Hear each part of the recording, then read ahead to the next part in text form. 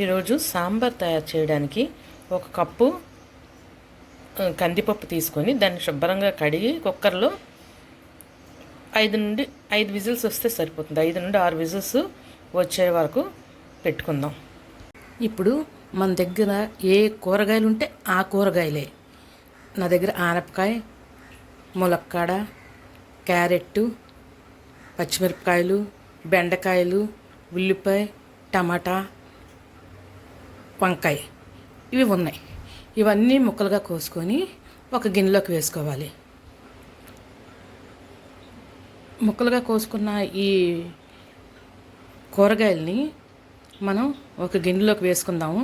అయితే ఇక్కడ చూసారా, ములక్కాడలు మా ఇంట్లో ఎక్కువ తింటారు. మీ ఇంట్లో ఎవరు ఏది ఎక్కువ వెజిటేబుల్ తింటే అవి వేసుకోవచ్చు. అంతేకాదు ఈ వెజిటేబుల్స్లో ఏవి లేకపోయినా పర్లేదు, ఇంకా వెజిటేబుల్స్లో మీకు ఏవి వేసుకోవాలనిపించినా అవి వేసుకోవచ్చు. ములక్కాడలు వేసాను, ఆనపకాయలు. ఇప్పుడు ముక్కలన్నీ గిన్నెలోకి తీసుకున్నాను. పసుపు, ఉప్పు,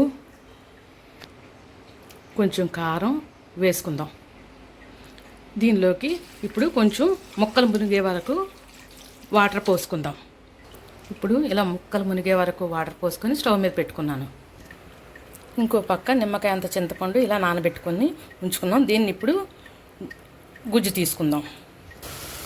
ఇలా ముక్క ఉడికిన తర్వాత ఇందులో చింతపండు రసం వేయాలి.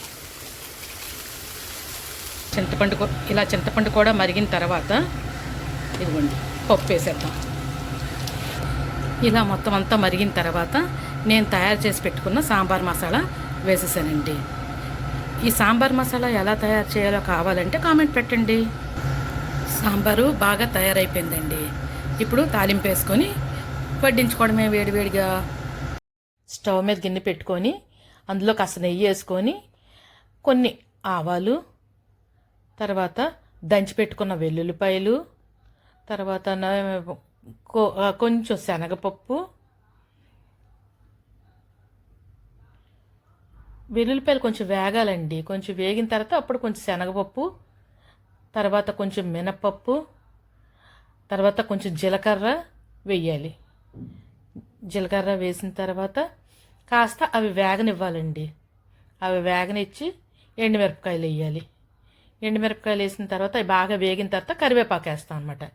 కరివేపాకు ఇవన్నీ బాగా వేగిన తర్వాత, కరెక్ట్గా ఎర్రగా వేగిన తర్వాత మనం మరిగించి పెట్టుకున్న సాంబార్ పోసేస్తాం. అంతే, వేడివేడి సాంబార్ రెడీ. మీకు నచ్చితే లైక్ చేయండి, షేర్ చేయండి, సబ్స్క్రైబ్ చేయండి, కామెంట్ కూడా చేయండి. Thank you friends.